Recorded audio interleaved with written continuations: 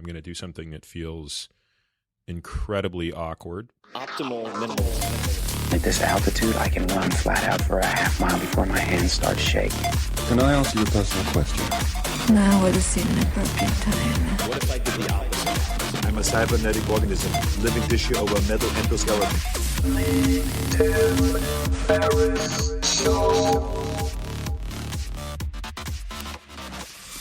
This episode is brought to you by AG1, the daily foundational nutritional supplement that supports whole body health. I do get asked a lot what I would take if I could only take one supplement. And the true answer is invariably AG1. It simply covers a ton of bases. I usually drink it in the mornings and frequently take their travel packs with me on the road. So what is AG1? AG1 is a science-driven formulation of vitamins, probiotics, and whole food sourced nutrients. In a single scoop, AG1 gives you support for the brain, gut, and immune system. So take ownership of your health and try AG1 today. You will get a free 1-year supply of vitamin D and 5 free AG1 travel packs with your first subscription purchase.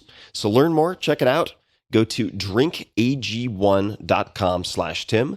That's drinkag1, the number 1, drinkag1.com/Tim. Last time, drinkag1.com/Tim. Check it out. Hello, ladies and gentlemen, boys and girls. This is Tim Ferriss, and I am walking in flip-flops down the sidewalk in San Francisco, where the birds are singing. I just passed by, kind of head-faked and slalomed around. Appears to be a homeless guy or startup founder doing slow-motion karate chops on a tree, either tripping his balls off or coming up with the next billion-dollar company, who knows. In any case, all is right with the world. This episode is a follow-up episode with Dr. Peter Attia. This is by popular demand. As soon as many of you listened to episode 50, which was the first episode with Peter, that was Dr. Peter Attia on life extension, drinking jet fuel, ultra endurance, human foie gras, and more. Immediately after that, you asked for a round 2. So, many of you submitted hundreds of questions. Those were voted up, and he answers the top 10 to 15 of those in this episode. Why does it always sound like Beirut during wartime in San Francisco? God damn it, people. Anyway, this is a really fun episode. It's hilariously awkward for Peter in the first few minutes. Give him, 4 to 5 minutes to really get into the flow, and I promise you, this is well worth the listen. I learned so much about blood testing, and I know a lot about it already. I learned so much about the supplements he takes and why, and the supplements he does not take and why, how he thinks about long-term ketosis, the value or lack of value in it, and on and on and on. So please enjoy. You can always find show notes, links, all that good stuff at 4hourworkweek.com/podcast. And without further ado, please have fun with Peter Attia. I'm going to do something that feels incredibly awkward. So I ask you to bear with me, which is basically sit here and have a monologue with myself for the next hour or so as I answer at least a subset of these questions. So hopefully this isn't as awkward for you as it is for me. All right. So basically, looking through a list of a couple hundred questions that you have posed, and what I'm going to try to do is address about 10 or 11 or so. So let's start. The first question, which is submitted by someone that says, it says Cinema. I don't know if that's the person's name, but it says, what are the top 5 biological tests, blood work, hormones, etc., everyone should get? This is a tough question because I don't know the answer to it, in the sense that I think there are different, the top 5 for one person are probably different than the top 5 for the other. So I'd have to know a little bit more about the risks that a person faces, right? Meaning, are they more at risk for cardiovascular disease? Are they more at risk for cancer? Are they more at risk for neurodegenerative disease down the line? Or are they dealing with an acute problem at the moment? They have really horrible energy or really poor sleep or, excess amount of body fat or something. And so you have to know a little bit about which of those things the person wants to determine if you could only have 5 tests. Now, with that said, let me take a crack at it through my lens, which is a lens of preventing death. So these aren't necessarily the tests you would order if your goal is to make somebody feel better in 6 weeks or 6 months even, but this is probably the 5 most important things I would order to mitigate long-term death, basically to extend longevity. So the first thing I'd want to know is I'd want to know somebody's ApoE genotype. And the reason I'd want to know that is, though it doesn't determine your fate, it certainly helps us understand out of the gate what diseases you may be more or less at risk for.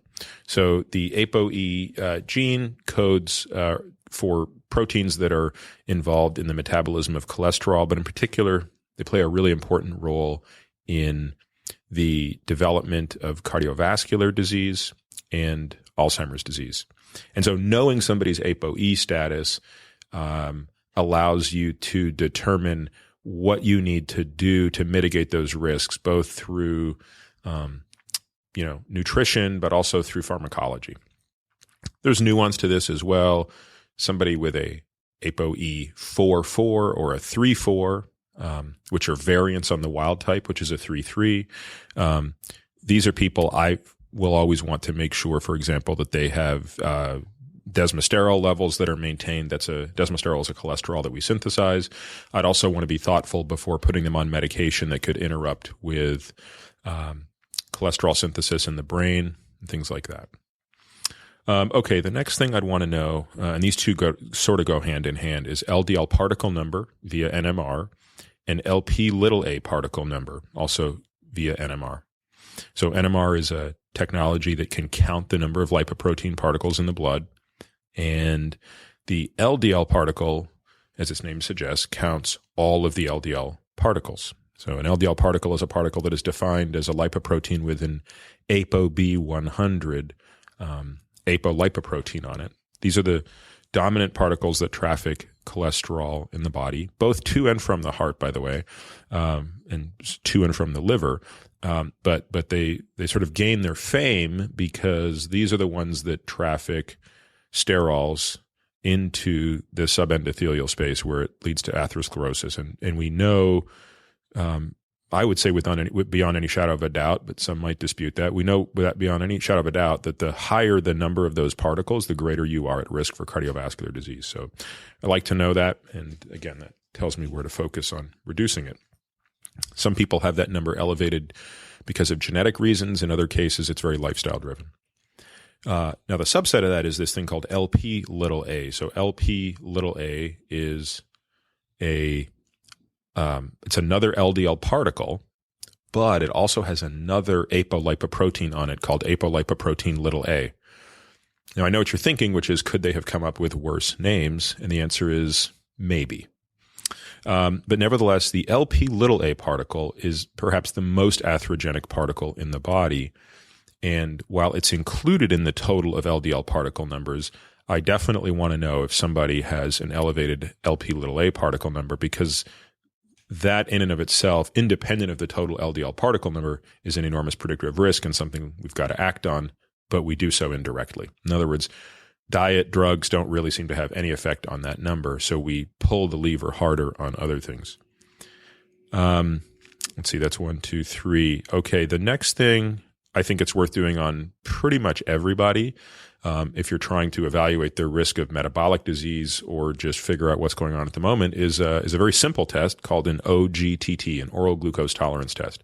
And while simple in concept, it's sort of a pain to administer, which is why most people don't get it done the way I would like it done, which is a time 0, time 1 hour, and time 2 hour test that looks at insulin and glucose. So out of the gate, you have a glucose and insulin level. You drink a 75-gram sort of nasty cola-like drink that contains 75 grams of glucose in it. And then 1 and 2 hours later, you have this repeat blood draw. And why I think this test is important, especially, is what you see at the 1 hour mark. A lot of people skip that and they just go straight to the 2 hour mark. But that 1 hour mark is where we see the early warning signs. So a lot of people don't meet the criteria for diabetes, meaning they have a normal hemoglobin A1C and they don't have a glucose over 200 in response to this test. But when they start to get very elevated levels of insulin at that 1 hour mark, and elevated is sort of a subjective term. I would define elevated as anything over 40 to 50 on the insulin, and that's subject to the lab. That's based on the lab that I use. I know that person is hyperinsulinemic, even if not while fasting, and that's a harbinger for sort of the metabolic problems that we're trying to ward off. Let's see, one more. I think it would be a toss-up for me. It really does depend on what the person's at risk for. I like to see a person's IGF-1 level, insulin-like growth factor 1. We know that this is a pretty strong driver of cancer. So if we have a person who's at risk for cancer or who themselves is a survivor of cancer, we really want to do everything we can through diet, both the type of food and the amount of food that they consume, to keep IGF-1 levels low. So I guess that would probably make my top 5 list. Okay. Next question. This is by someone named Bezo. It says, in the fitness community, it is widely accepted that carbs after workouts help enable protein synthesis with the anabolic window. But I've seen studies disprove this. What have you seen and what do you know in regards to this theory?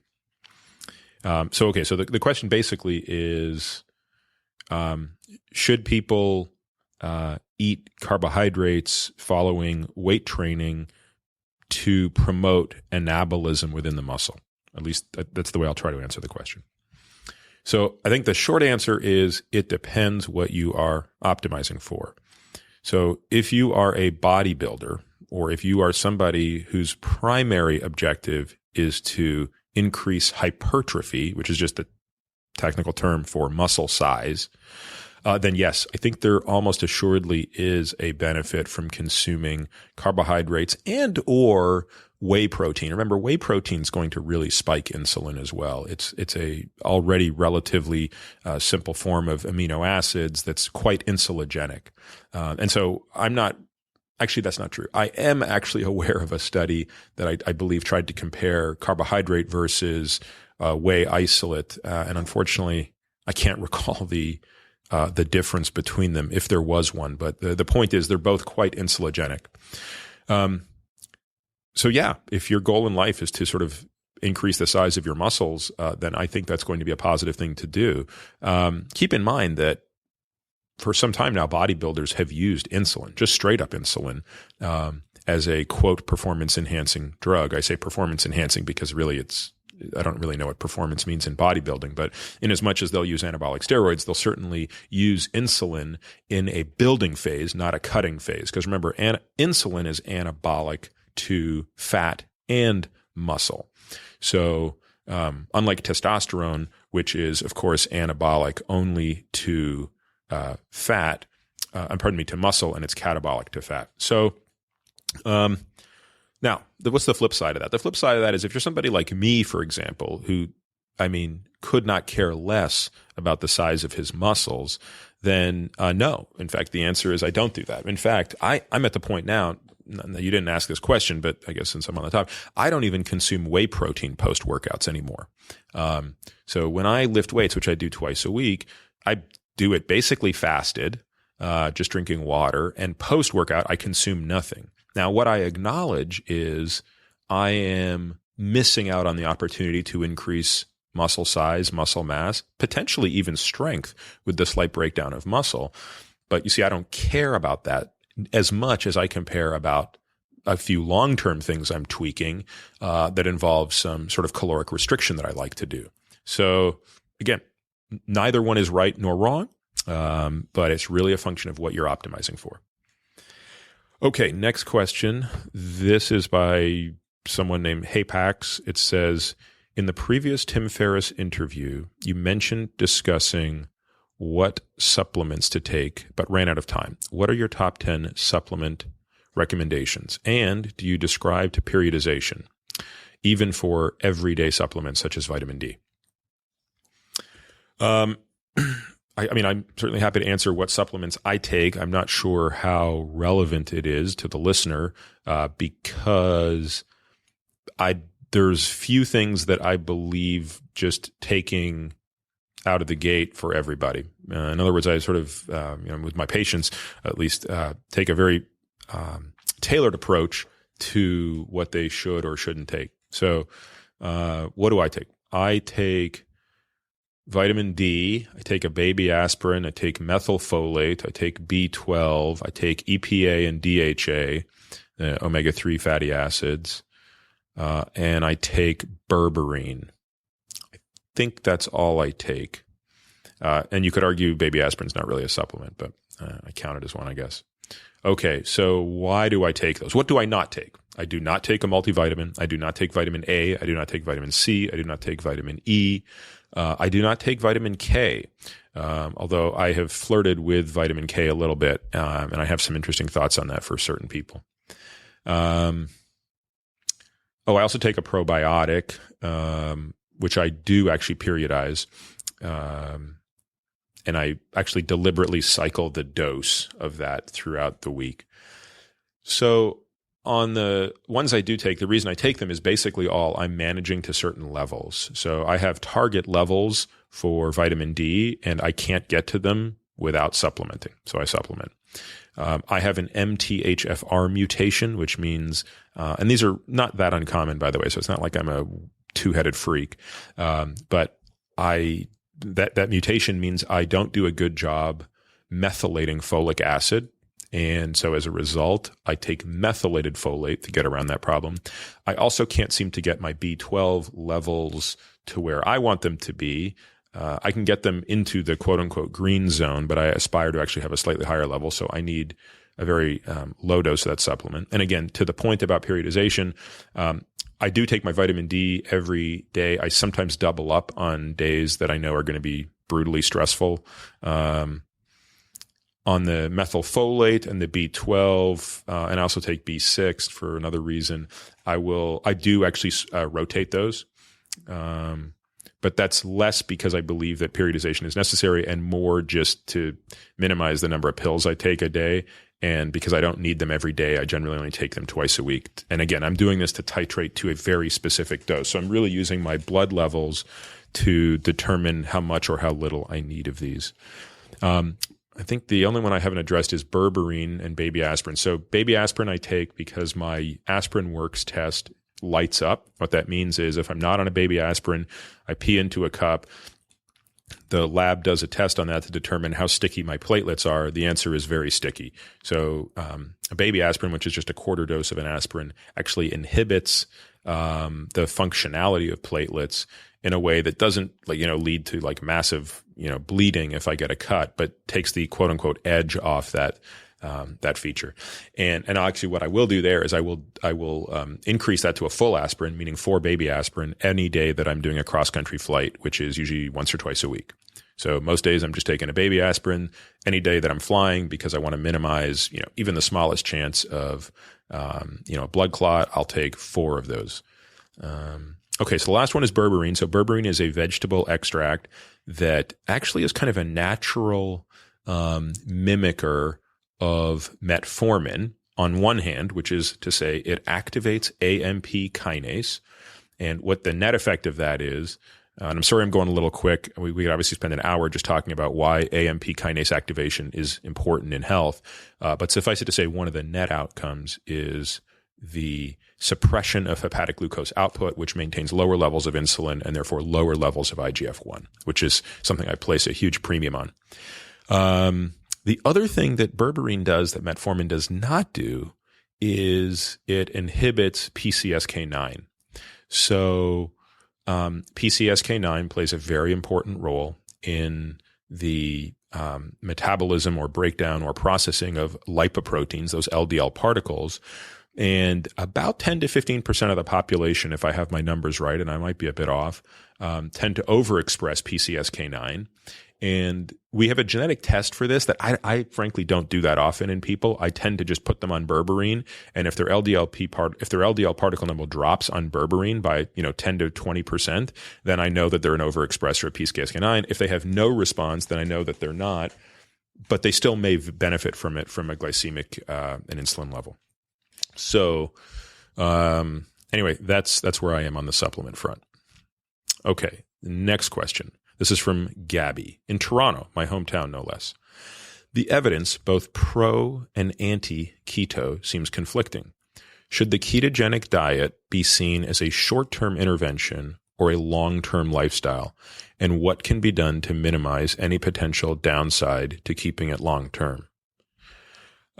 Gabby, this is a question, I think I'm selecting all the questions I don't know the answers to, because, well, okay. So let's start with the hardest part of this. Is there evidence of any society that has subsided, or any group of our ancestors or any culture that has lived entirely on a ketogenic diet in perpetuity? Now, this is a controversial topic, and I'm not an expert in it, so I don't know the answer, right? But I've read everything that I can get my hands on, and I think I'm comfortable saying I don't know. Now, historically, people have suggested that the Inuit lived perpetually in a ketogenic state. I'm not convinced that that's correct. I think they probably spent part of their time in ketosis, but may not have been in ketosis full time. The other culture that often gets mentioned as a full-time culture of ketosis are the Maasai, though I've never seen supporting evidence for that. And I have my doubts because the Maasai, to the best of my understanding, bordered more on carnivore than omnivore. And it would be, to my estimation, very difficult for a pure carnivore to be in ketosis because that's just too much protein consumption. And as you probably know, if you've experimented with ketosis, you've got to really be, you have to titrate that protein level down quite low in addition to the carbohydrate level. So basically, let's take that off the table as, do I have any sort of natural experiment that I can point to that says being in ketosis in perpetuity is the way to go? And I think the answer is I personally don't. If somebody does, it would be great to post about it and post to some sort of credible literature on it. So assuming the answer is no, that doesn't mean the answer to your question is no, right? So when we start with what are the pro and anti-keto data, I guess the question is they're all surrogate data, right? In other words, nobody's done a long-term study that says we're going to put a bunch, we're going to take a group of people, we're going to randomize them. Half of them are going to go on a ketogenic diet. Half of them are going to go on, fill in your blank diet. And let's see who lives longer. So that we'd want to do that. And we haven't done that. And even if we did that in animals, by the way, it's not clear it would be a particularly relevant experiment, given especially mice, which we have a fondness for doing experiments in. Mice being natural herbivores probably wouldn't be a great model for this. So when people say this study is pro versus anti-keto, they're usually doing it based on proxies, body weight, cholesterol numbers, triglycerides, markers of insulin sensitivity, et cetera. And you're right. I think the data are generally conflicting, though I would always sort of, on any data, challenge people to make sure they read more than the abstract. So I've read probably a dozen studies that claim to be ketogenic diet studies, and then you read the methods and you look at the results and you realize, no, actually, these were studies that were putting patients on a low carbohydrate diet, and these people weren't in ketosis. Their beta hydroxybutyrate levels didn't register high enough to really answer the question you're asking. And so if they find no difference between the arms, I don't know what conclusion we can draw from that.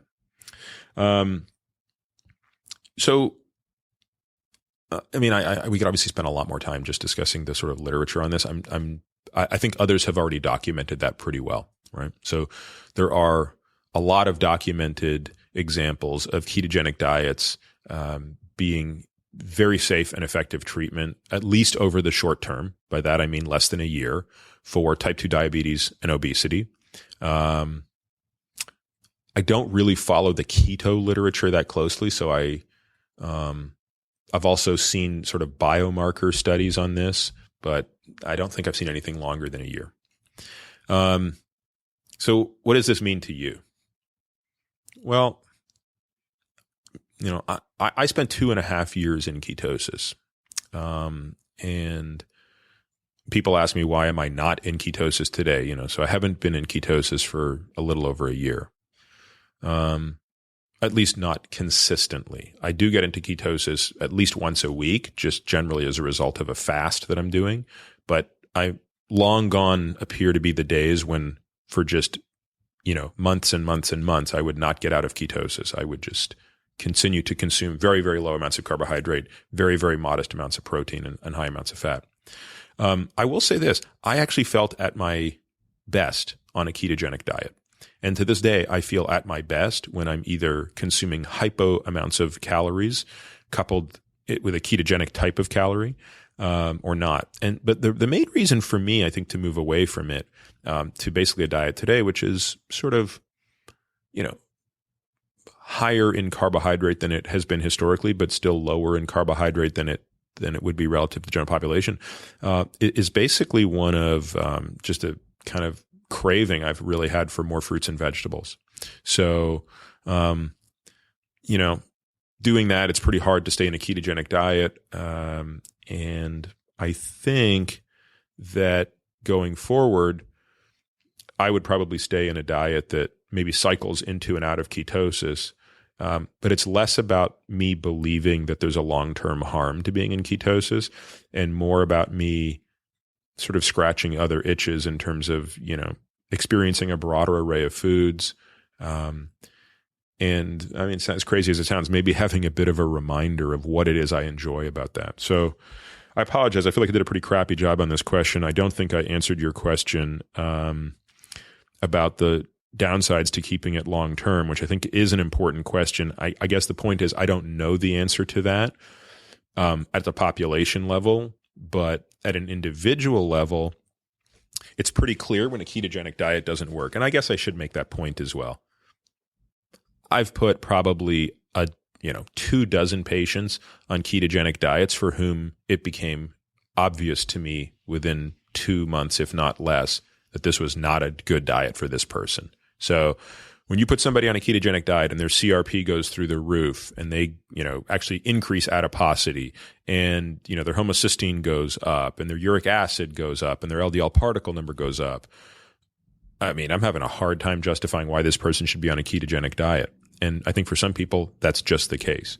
I have some hypotheses about why, but I don't know the answer. And so if you're not in that camp, if everything's moving in the right direction, if you're in the camp that I was in where I have my biomarkers are at their finest when I'm on a ketogenic diet, I guess I'd ask, what's the alternative? Is it going back to a standard American diet? Is it cycling in and out? And that probably gives you your answer. Okay, next question. This is by, I can't read it, someone in New York. In the previous talk, you mentioned you perform blood work on yourself at home. Do you see this becoming possible for the average person? What worthwhile tests metrics are possible or on the horizon for average self-testing people? Do I see this being possible for the average person?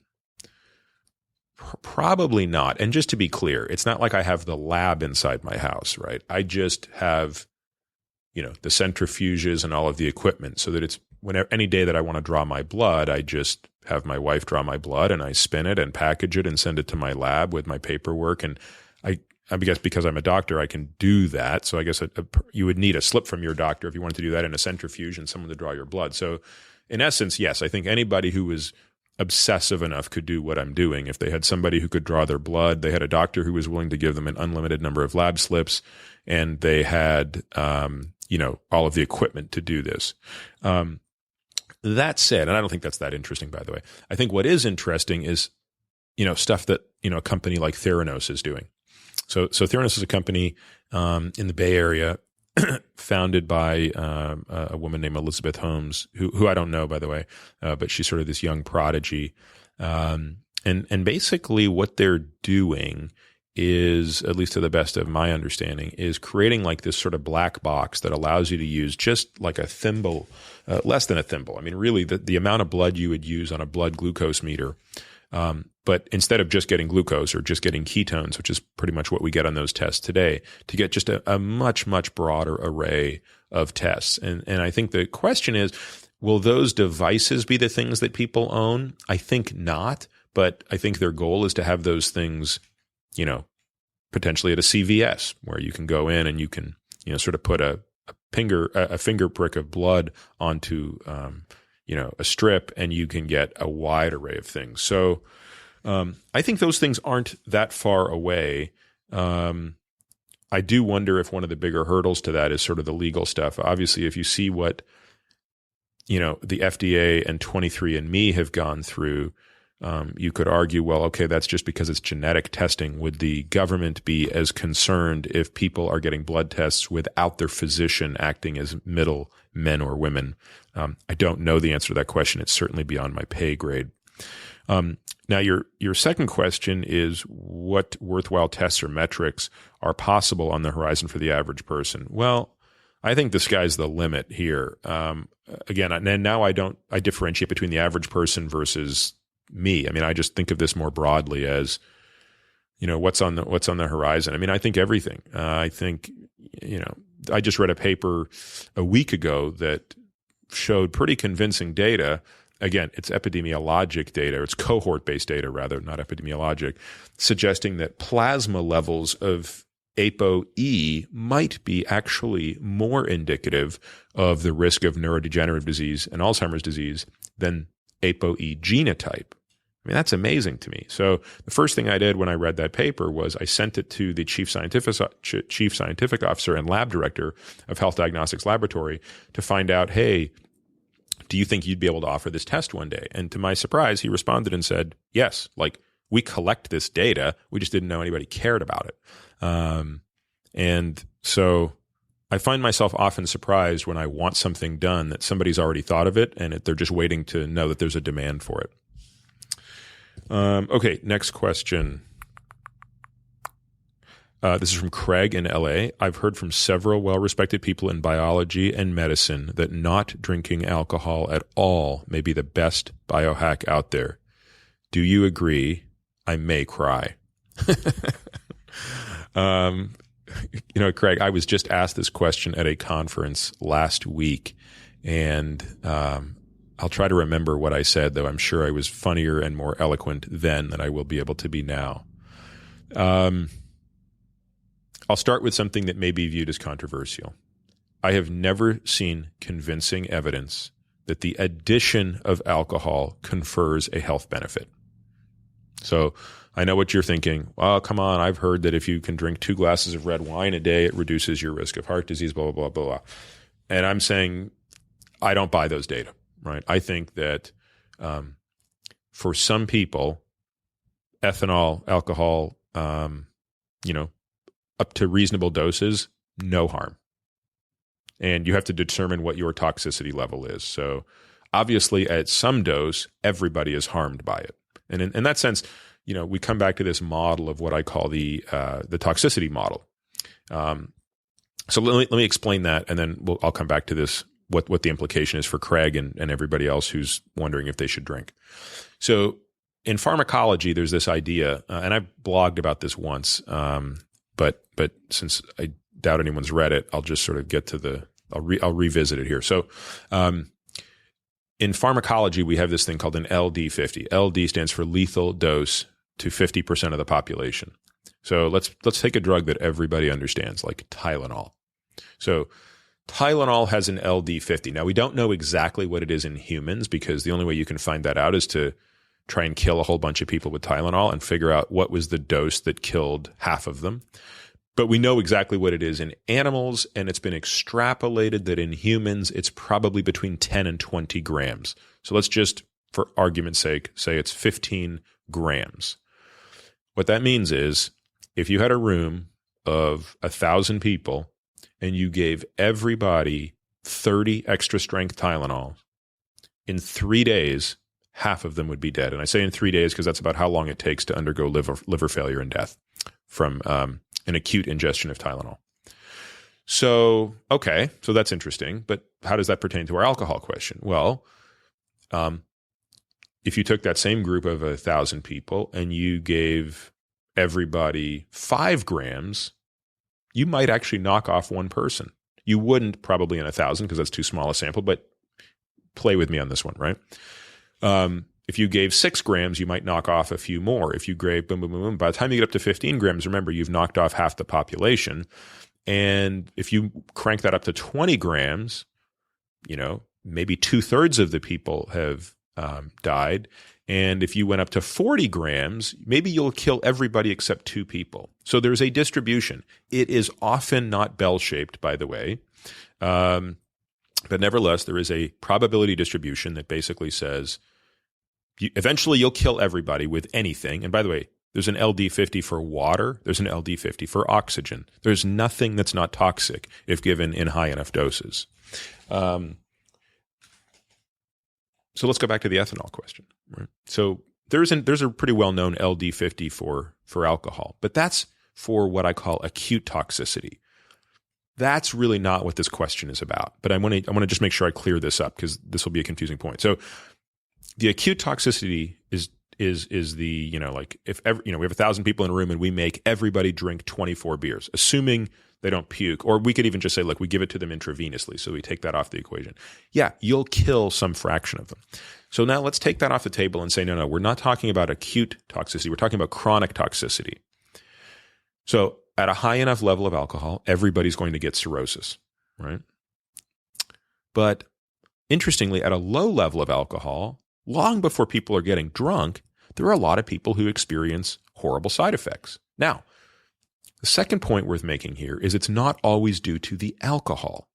So there are a non-trivial subset of the population for whom the tannins within wine cause vasomotor effects, horrible flushing, horrible GI effects, and basically anything over about a sip of wine, and they're not doing well. And I don't mean like they're ill. I just mean they're not, they're having basically an inflammatory response that's suboptimal. And the same is true for many people drinking beer. And so I guess to answer your question, Craig, the thing I always recommend to patients when they ask me this question is do an elimination reintroduction test to find out what's true for you. Because at the end of the day, you're asking this question probably not because you care about it at the meta level, but probably because you want to know the answer for you. Should you be drinking alcohol? And if so, how much can you get away with? And the best way to answer that is basically knock it out of your system for 1 month, make no other change, by the way, and then slowly reintroduce it. And, take your alcohol of choice, right? So if you're a red wine guy, go 0 wine for a month, make no other change otherwise, and then reintroduce a glass a day. And you'll get a sense, hey, do I feel better, worse, the same? And if the answer is actually I feel a little worse, then you think and if you don't feel any different, then you're probably okay. Okay, so anyway, I think I've harped on that enough, but I think you get the point. Okay. Next question is from Kirby in Austin, Texas. You have mentioned passing a glucose test with flying colors after being in ketosis. Matt Lalonde has stated long-term ketosis would induce insulin resistance. Do you think your results are anomalous, and would you discourage carb boluses? Okay. So, yes, I did several types of tests while in raging ketosis. First and foremost, I did what was called the gold standard, which is either a euglycemic clamp or an insulin suppression test. I did the insulin suppression test at Stanford. It was administered by the team of Jerry Reven. Jerry Reven is a fellow who basically coined the term Syndrome X, which later became described as metabolic syndrome. He's perhaps one of the most thoughtful people on insulin resistance. And that I can't, and I apologize if I'm repeating myself. I may have already talked about this on a podcast, but if not, I guess if I have, skip the next 3 minutes. So the way that test works is you show up in the morning, overnight fast. They hook you up to 2 huge IVs. So 14 or 16 gauge IVs, 1 in each arm. And they give you insulin in one and glucose in the other. And the dose of glucose and the dose of insulin is determined by your body weight and your surface area. And they've done this, in thousands of patients for about 35 years now. So they have this pretty well dialed in. And let's say your starting glucose was 90, which I think mine was. what they're going to do is follow you for the next 6 hours with this constant infusion of glucose and insulin. And, they check you every 30 minutes. And where you end up when you hit a steady state of glucose determines how good you are at glucose disposal, which is really the best metric we have for insulin sensitivity. So the higher your glucose at the end of that test, the less able you are to dispose of glucose, the more insulin resistant you are. And they had just published a series looking at 440 or so non-diabetic patients undergoing this test. And I believe that the range of glucose levels at steady state varied between as low as 75 to 80 and as high as 400. So obviously that person at 400 is basically pre-diabetic, and that person at 75 is very insulin sensitive. So I had a very bizarre experience there, which is my glucose started to go down very quickly. So the postdoc who was running my test quickly realized I was very insulin sensitive, or to be more specific, I was very able to dispose of glucose. And so they actually broke protocol and they lowered my insulin level. And my glucose level kept falling. And by the way, so did my ketone levels. So I walked into the test with a glucose of 90 and a ketone level of 2.5 millimolar. And I very quickly started to go down in glucose, down in ketones. And the test ended pretty badly. Basically, at about 90 minutes, my glucose was in the 40s. I was starting to become symptomatic. They stopped the insulin, gave me more glucose, but then I really fell off a cliff. My glucose got down to 32. Ketones were near zero. Now I was profoundly symptomatic. That's actually the closest I think I've ever come to biting the big one doing one of my goofy self experiments, because they had to bolus me with pure dextrose, what's called D50. The IV infiltrated. The whole thing was a total disaster, but luckily in the end they rescued me. And the punchline is, I guess I'm the most insulin sensitive person they'd ever measured. As part of that, I also did an oral glucose tolerance test a couple of weeks later, and the results there were quite similar. So started out at a glucose of 90 or maybe 89, I think, and an insulin level of maybe 4. And at 1 hour, the glucose was up to maybe 105 and the insulin was up to 15. And at 2 hours, glucose was in the 70s and insulin was maybe down to 6. So again, that would be a great example of glucose disposal. Okay. So what is Matt Lalonde talking about? Well, what Matt is talking about is that there are many people, and I have a hypothesis why, for whom that's not true. You put them in ketosis or you restrict carbohydrates, and in fact, they appear to be insulin resistant. And what we believe that is something called physiologic insulin resistance. So when you restrict carbohydrates, your body, specifically your muscles, your liver, and maybe even your adipose tissue, your fat tissue, although I don't know the answer to that question, may actually get to a point where they say, look, we're going to become really resistant to the effect of insulin because we want to preserve any remaining amounts of glucose for the brain. And so when you take somebody who's been in that state, whose brain is getting about 60% of their energy from glucose, 40% from ketones, the muscle basically says, I'm not going to use up any of this glucose, right? I'm going to rely entirely on ketone and free fatty acid. And then when you dump on that person a huge degree of glucose, it just skyrockets because the brain isn't going to dispose of that quickly. The rapid disposal of glucose is glycogen mediated. It's hepatic glycogen and muscle glycogen. And to be honest with you, that is a much more common response than the one I've just described. So I'll share with you another anecdote. So a friend of mine who's been on a very low carbohydrate diet, not sure if he's quite ketogenic, but he's been on a very low carbohydrate diet for about 3 years, called me in a panic about a month and a half ago because his brother needed a kidney transplant and he was a match for him, but went to do an OGTT and quote unquote failed because his glucose didn't, he had a horrible OGTT. His glucose went up. And they said, I'm sorry, you cannot give a kidney to your brother because we worry that you're basically pre-diabetic. And he calls me up and he's obviously distraught and said, how can this be happening? Well, and I said, tell me a little bit about your diet, blah, blah, blah. Okay, got it. So I said, look, repeat the test, but just make sure that in the 3 days prior, you consume about 150 grams of, good carbohydrates, right? I'm not saying go out and eat potato chips. But, in the 3 days before, go out and have some rice, have some potatoes, have the sort of things that are, a high quality carbohydrate. And what you need to do is basically let your muscles realize over 3 days, hey, by the way, glucose is on the horizon. You don't have to shut down. And he sent me a very, very kind note about a month later saying, oh my God, I'm just getting out of the hospital now. The operation went well, implying obviously he redid the test. He passed with flying colors and he had just donated a kidney to his brother. So a very happy ending for him. But of course, it sort of pissed me off to think that the doctors didn't know this in advance. So now to the question, why did I not have that experience? And I've done so many of these tests that it's pretty consistently true. The only thing I can think of is that because of the quantity and intensity of my exercise, I think I walk around in a state of relative glycogen depletion.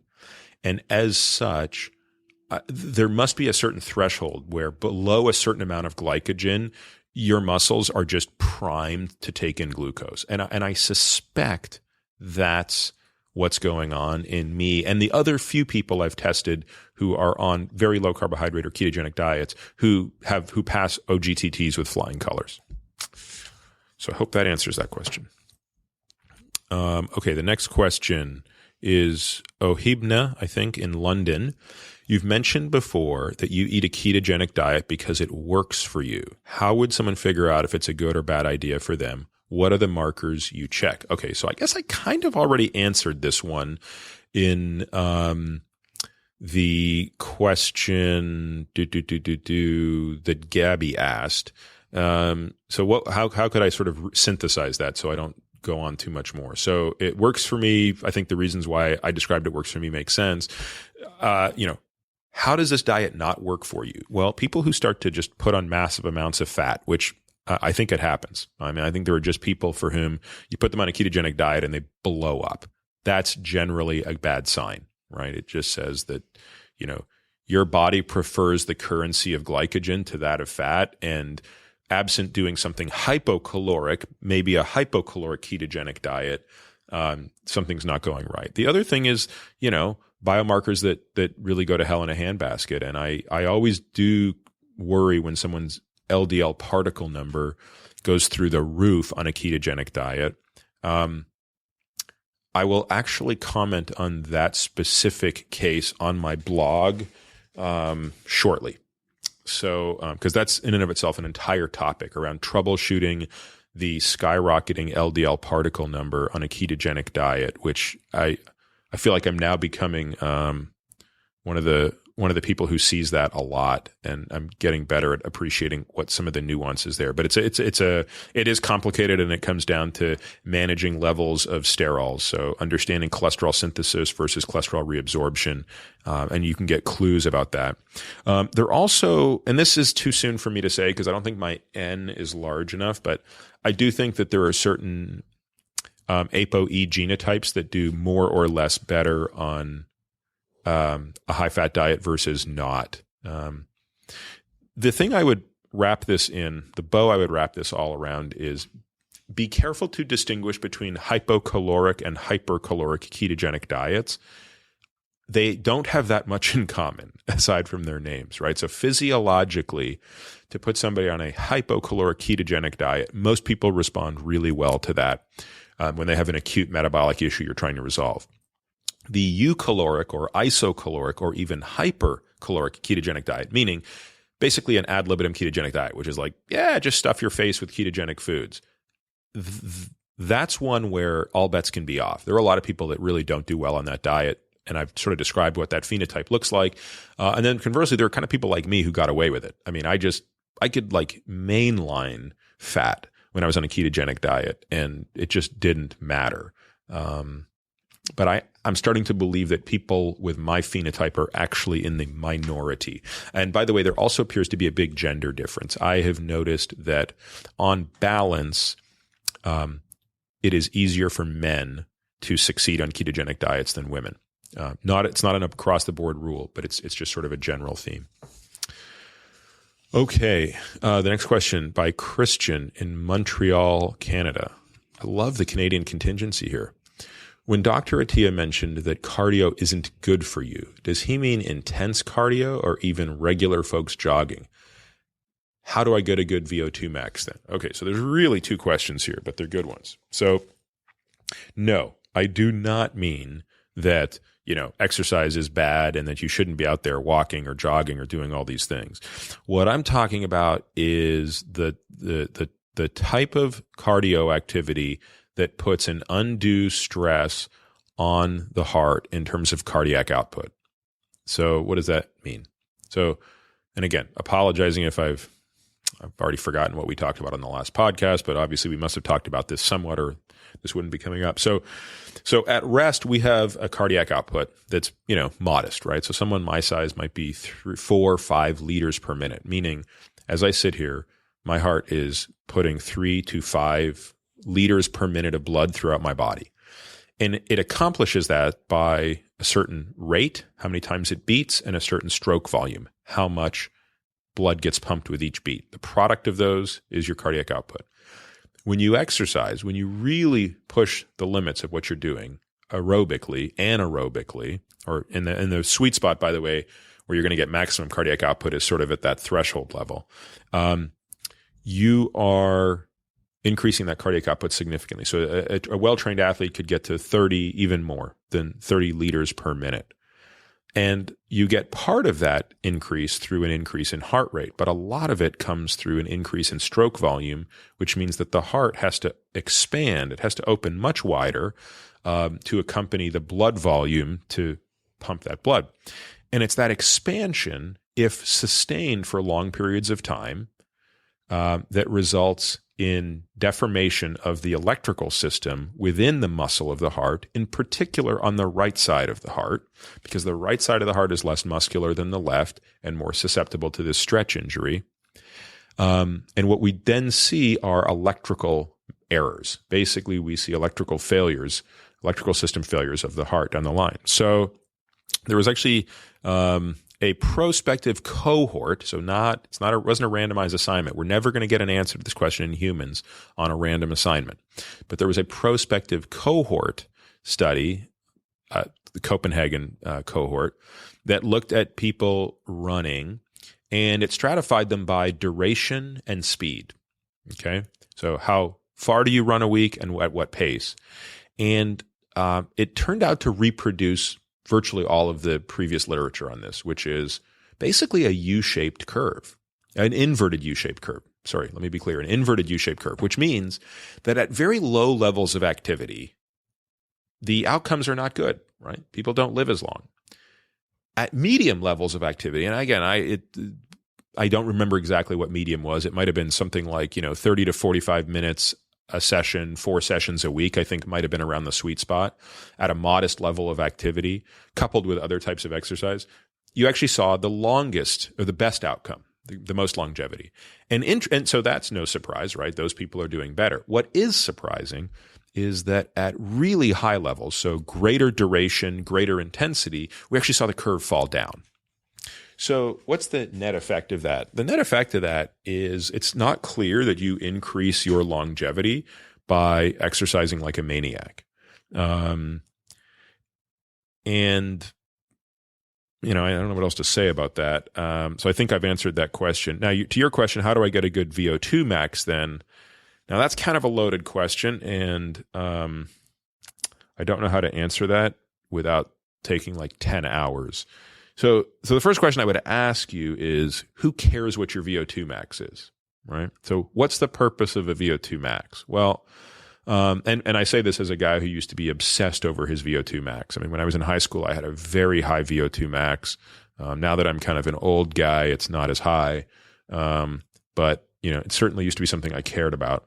The reality of it is VO2 max is very sport specific.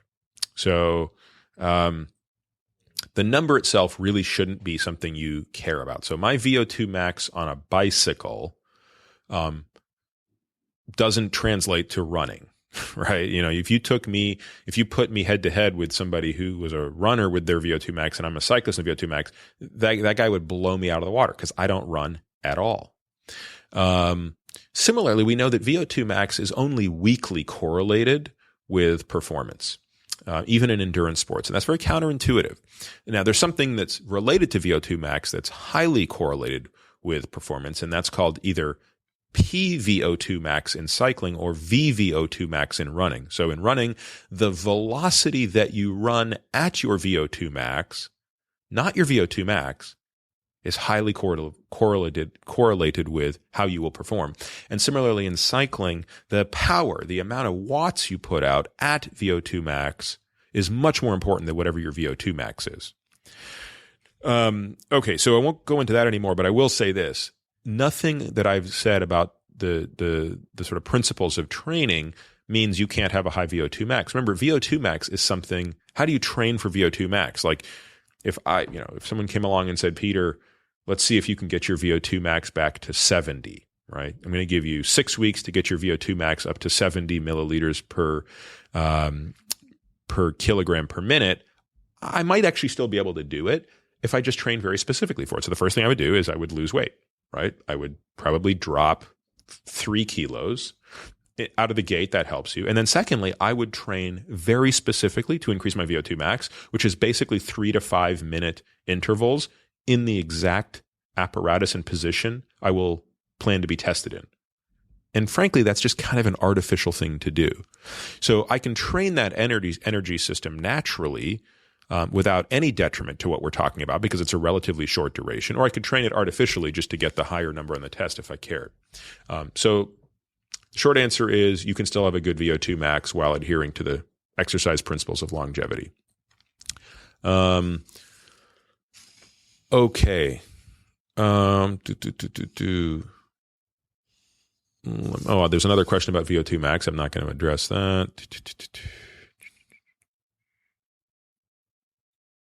Oh, someone is asking, when can we expect some results from the Energy Balance Consortium and any other NuSI results? This is from Jeff in St. Louis. Jeff, so we've got a lot of feedback to that effect, and that's great feedback. So what we are doing, we're actually just launching a new website. In fact, it might even be up right now. NuSI has a new website. And in the next couple of months, what we want to do is put up a whole bunch of updates on the site, operational updates. I mean, for example, the EBC, the Energy Balance Consortium, the patients completed enrollment at the end of the summer. The data have been all analyzed, and the team is currently using that analysis to guide the design of the follow-up study. So the follow-up study will be designed by probably May or June, and the goal is to launch that at the end of the year. And the results of the EBC pilot study, the one that just finished as a pilot study, those will probably be submitted in the next month for an abstract. And then they will be submitted, and I think that will be an abstract for the Obesity Society, which presents in November, I believe. And then they'll also be submitted in a manuscript form to probably 1 or 2 journals. So I'm not sure, what the time lag is on that.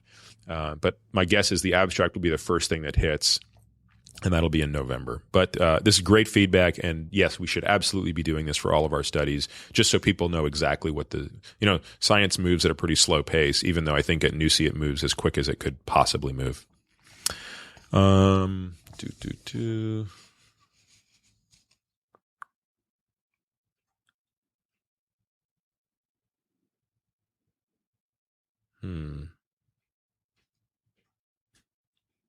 All right. So NP from Seattle asks, please talk about hormone issues in general for men over 40. Regarding this, what are your thoughts on testosterone supplementation?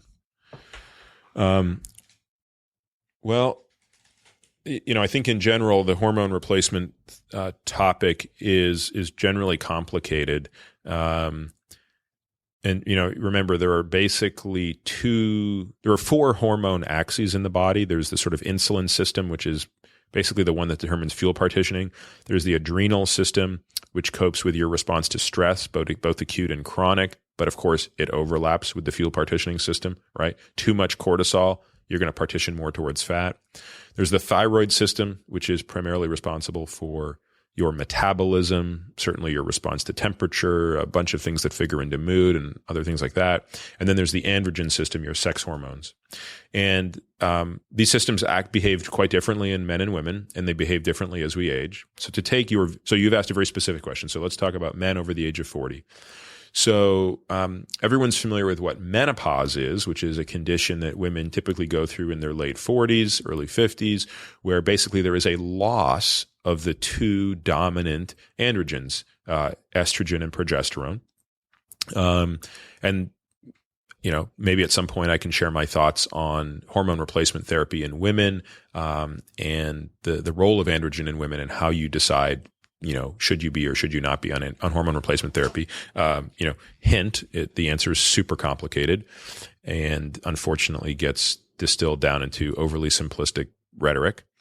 On the male side, it's referred to typically as andropause, which is sort of a play on menopause, but referring to the androgen hormone. Okay, so boy, this is a loaded topic. It's a loaded topic because we live in a society where somehow we've let morality get in the way of science, right? So we have this whole issue in our society about drugs in sports, and we somehow view like cheating in baseball as the greatest crime that can exist. And, I'm sure most of you realize this. There have been more congressional hearings on drugs in baseball or drugs in sports than there have been on virtually any important topic that should matter to Congress. Why drugs in baseball even gets in front of Congress is a mystery to me, let alone the number of times it's happened. Well, the net result of that is that basically there's a culture in medicine, sort of from the top down, that I think really tends to view hormone replacement therapy in men as a negative thing. And again, this is purely speculation, so I don't want to be taken to the cleaners on this. I'm literally just sharing an opinion, which is when I read the literature, when I read the editorials and the commentaries, what I'm really seeing is we have a bias against hormone replacement therapy in men. Part of it may be justified because I think the pendulum, when I look at sort of all the goofy testosterone commercials on TV, I think the pendulum swung too far. But the problem is we've completely lost the nuance on this. So I absolutely think that testosterone replacement is a viable option for men in whom testosterone levels are deficient and symptoms justify the use. Now, the problem is we have this belief that is not actually substantiated by rigorous science that I think overstates the detriment of that, right? So there's a very famous JAMA paper that came out, 6 months ago, maybe a year ago, that was a pretty poor meta-analysis of a bunch of studies that suggested that testosterone replacement in men increases the risk of cardiovascular disease. Now, it might, but the data certainly don't suggest that. So the way they did their study, the way they did their meta-analysis, they did a whole bunch of stuff. This actually could be another topic in and of itself. We could probably just do an entire segment on hormone replacement. But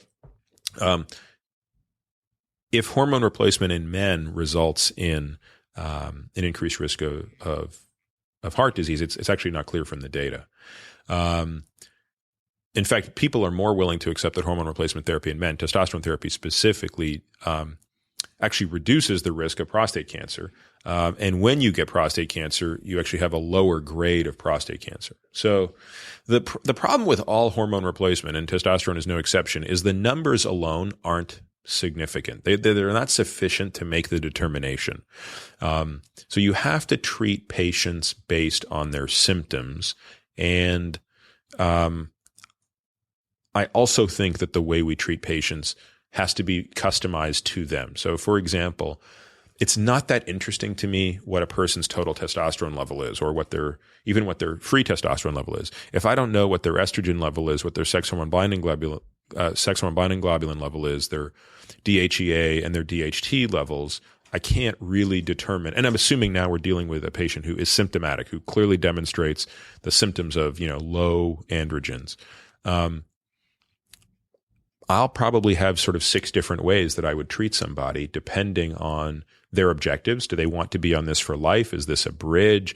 Do they want to maintain the ability to, have kids and all these sort of things, fertility issues. So, I think I've answered the broad level question, which is I think testosterone replacement therapy is a great tool in the toolkit, but like every tool, you better know how to use it, right? It's not just a hammer. It's a much more complicated tool. And unfortunately, there are probably just as many docs doing harm with this tool as there are docs who are afraid to pick up the tool. All right. So I feel like I'm at an hour. So this is kind of the last one. I don't want to kill people on this. So it's from Mike in Brisbane. You're very productive. Do you have a standing weekly schedule for when you do each task? Do you have any unplanned non-productive time? Mike, yeah, I think I am a pretty productive person most of the time, though there are times when I feel highly unproductive. I am a list guy, and this has been a trait that I've had since I was in high school, and it's just more evolved now. Now, there's a book I think it's called Getting Things Done. I have not read it, but I know people who have read it who tell me I sort of do what the guy describes. So if you're asking this question because you're personally interested in productivity, it sounds like that's a good book to read. I think it's called Getting Things Done, and the aficionado refer to it as just GTD. But briefly, I'll just tell you what I do because it's probably a subset of that. So the first thing is I'm maniacal about lists. So I carry this little leather folder with me everywhere, and it has cards in it, like 3x5-inch cards. And I have a blue card, and the blue card is the top one in the little thing, and it represents everything I have to do on a given day. So I don't get to go to bed until everything on the blue card is crossed out. So I have it sounds crazy, but I have a little box beside everything, and so if I haven't done anything, there's nothing, no check mark through the box. When I've started the process or made some progress, if it's a 2-part thing, I put a hash through it, and then when it's completed, it gets the full X through it.